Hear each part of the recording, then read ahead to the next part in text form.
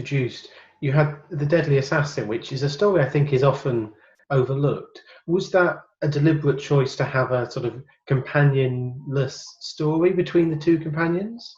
Yes, absolutely, yeah. I mean, I was taken a bit by surprise that Liz Sladen suddenly wanted to bow out. So we didn't really have a sort of plan in place, really. And so I thought it would be a good idea. And Tom was very keen to try and do a story on his own. So I said, well, we'll do one. And Tom said, but do I really need a companion? I can't really do the voice, but do I really need a companion, Philip? Can't I just talk to myself? I said, well, that's really entertaining for some of the time, Tom, but not all of the time. So we will get another companion. I think he really thought he could do it all on his own, which of course is not, I mean, James Bond doesn't have a companion, does he? But I think it worked really well having a companion.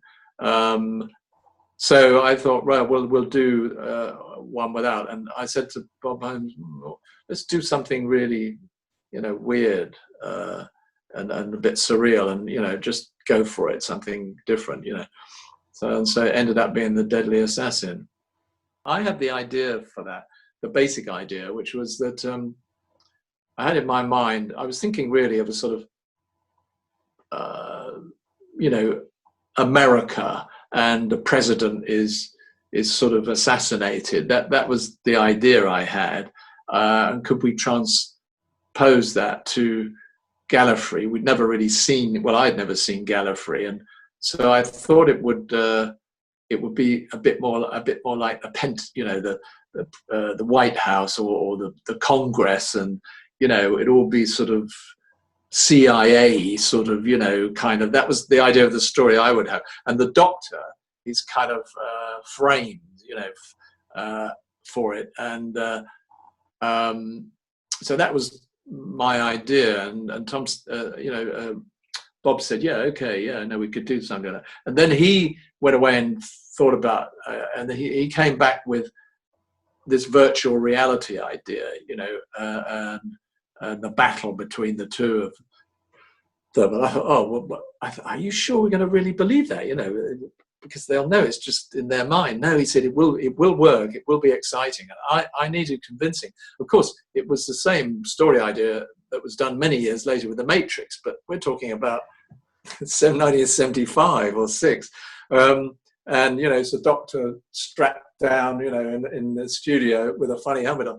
But Bob was right. It would work, and he said we'd get all this adventure, and Bernard Horsfall would be fabulous.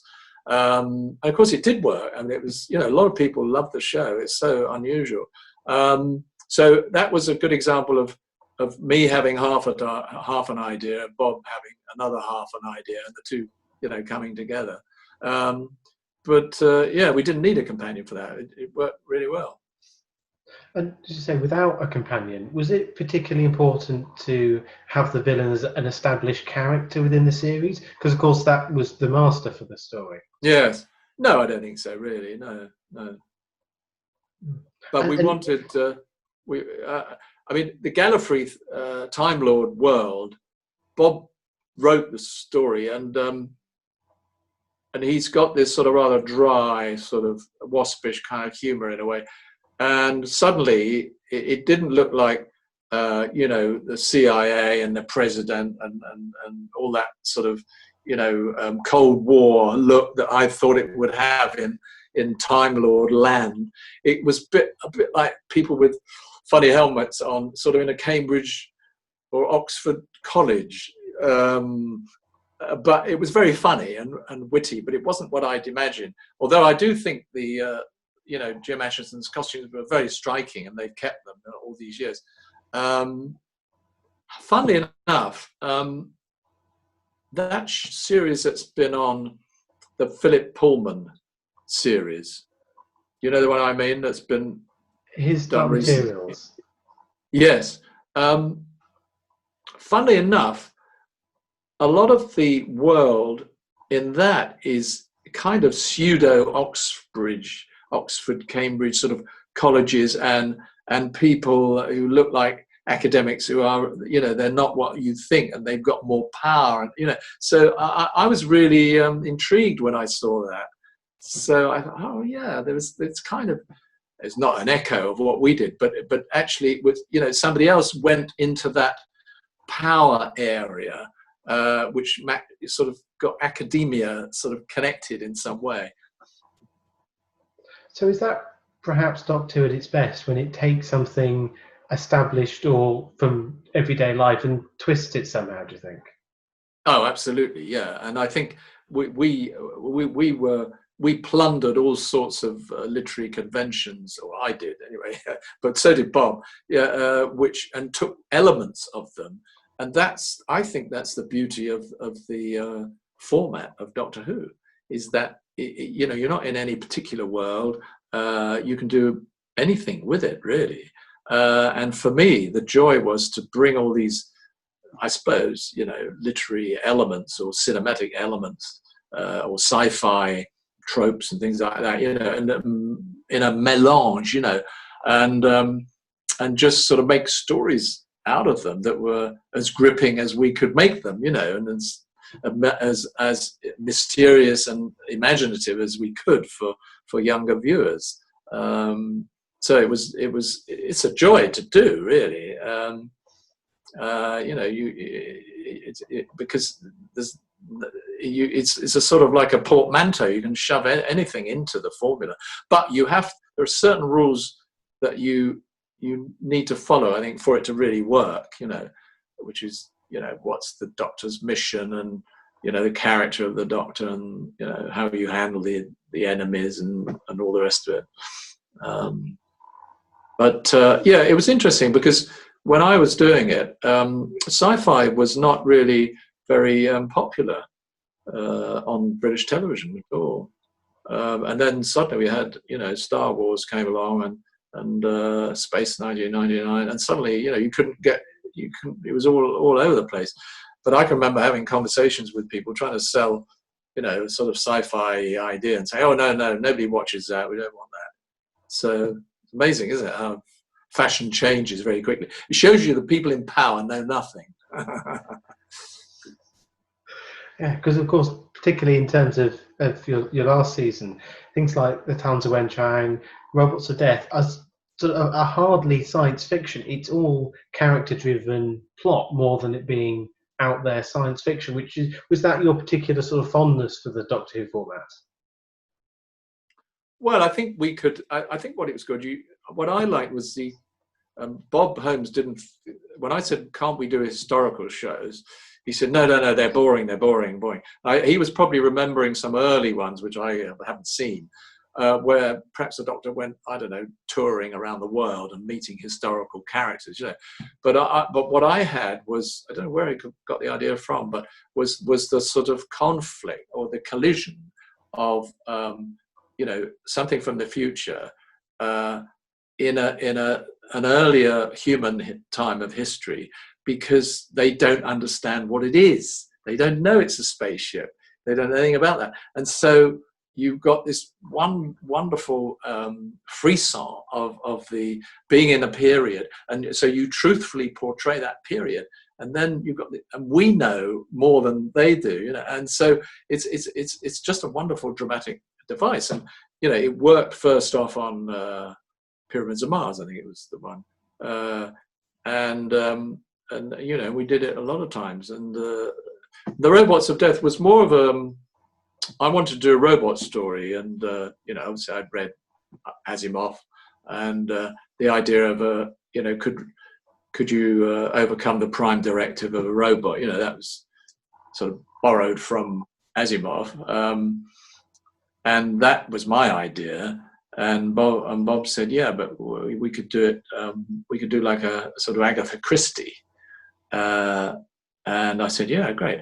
But then we thought, well, you know, where? I mean, it can't be a sort of, I mean, it's the closed house mystery, isn't it? You know, the murderer is in the house, you know. So I said, yeah, but it can't be a house. You know, it's boring. And then this is me pinching ideas. I remembered reading, when I read Dune, I remembered they had this sand digger or whatever it was, digging for minerals. It was just a thing mentioned in passing, and they had these great worms in the deserts there. And I suddenly thought, well, we could invent something like that, and that can be our closed house, country house, you know, in the genre of the Agatha Christie.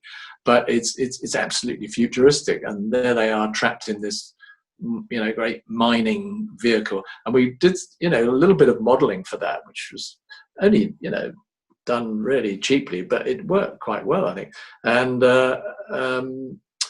so that was again a kind of me coming up with something, Bob coming up with something, and the you know, out of that we got what we got, you know.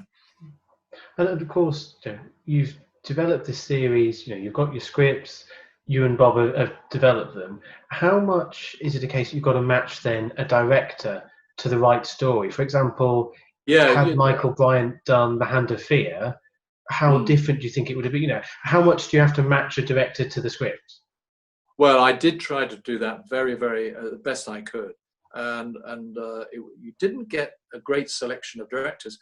It was a hard show to do, and people didn't want to do it, or they couldn't. They feel they couldn't do it. So if you know, an actor that you thought was more maybe actor oriented, and you know, like, I don't know, Rodney Bennett or Paddy Russell, you might cast them more towards that sort of a story if you could, and something which had a bit of everything, probably, you know, Dougie Camfield and David Maloney, whom I used a lot.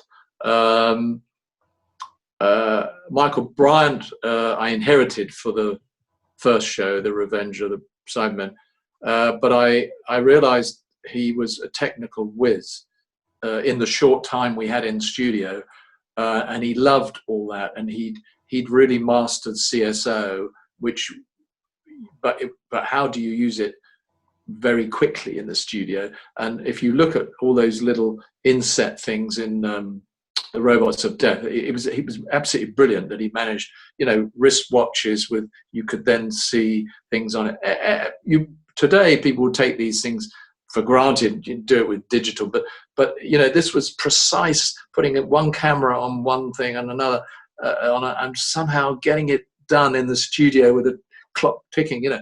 And he had the personality to not panic in those situations, and get that detail of sophistication into the show. So he was the right guy for that. Yeah, I don't think Hand of Fear would have been a lot different, actually, whether it was Lenny Mayne or Michael. But that gives you some idea, I think. Yeah, I did try to cast the stories to the right director. Yeah. And when you came to finish working on Doctor Who, having dealt with all these complicated elements, directors that perhaps weren't so keen to work on the series, did it sort of give you this sort of perfect training ground as a producer for anything that came later? Well, I wouldn't say it's a perfect training ground, but it certainly, I mean, I knew how to make a show at the BBC by the end of it, and I knew all the creative key people in the BBC, you know, working in drama. So that's what it gave me. Yeah. I don't think it. I mean, at that point in my career, because I came up through the script editor route, I didn't really know enough actors, and so I struggled, I think, with knowing a lot of knowing as many actors as I should have done. But I rectified that, you know, quite quickly. But it didn't give me. I met a lot of, you know, interesting actors who could do things, but I wasn't working with major actors doing, you know, big drama or anything like that. Because of course you then went straight on to Target, which was a totally different format. And am I right in thinking you pushed for that to be done on film? Yeah, absolutely. Yeah, yeah. And was that to suit the plot line, or as a result of something you'd learned from Doctor Who? No, it was just because I felt that, you know, if the BBC were going to do a sort of a new cop show, it ought to be on film, because otherwise it would look a bit old hat. And so that was really the major sort of creative decision, you know, and managed to sort of get the BBC to agree to it, which was a miracle. I don't know how they did, but they did. I think we under budget, you know, probably we didn't quite tell the truth of the budget, you know, or we didn't know the budget would, because we created the film series with that on the BBC. They'd never done a series on film before. And how the BBC was spread over different departments, which was perfect for feeding a show that's running in the studios, but was totally wrong for being like a little commando film unit going off and making a film series on its own, that's how they made Euston Films, made the Sweeney, and how they made the Professionals, and how they made the Avengers. It was just a small little film production of its own, like making a movie, you know, a film theatrical movie, and and everyone's there in the same building, you know. And also in the BBC, you had the, you know, design up in White City. You had the filming in Ealing Broadway. You had my offices in Shepherd's Bush Green. It was a nightmare trying to run a film series. But anyway, we started it, and the BBC learnt, you know, pretty fast really how to do it. And then afterwards, they had even, you know, really good success with, you know, Shoestring and Bergerac. They got it, you know, the unions and you know, the working hours, the overtime, all that got sorted out, you know. But it meant you had to do the legwork initially to make. Yeah, I think we were the pioneers. Yeah, I mean, we threw the show together really, and we didn't have time enough to get scripts which had proper development of character. So, you know, it had a swash and buckle, and, you know, daring do, and you know, crash bang wallop, and, you know, it had energy and cinematic pace, which was, you know, I think it's been overlooked actually because of all the row about the degree of violence, I suppose. But it wasn't really doing anything that any other programs were doing really, but it just had a tone to it, I think, that the BBC didn't like, the bigwigs. But actually, you know, they were all really good, you know, stories, but it seems to have gone into some BBC purdah, never to be seen again. And actually, it was eminently watchable and very entertaining. Well, on the note of another pioneering BBC series, I'd just like to say thank you very much for your time, Philip. It's been an absolute delight to talk to you. Okay, well, I hope you've got something there to entertain the fans until we all come back.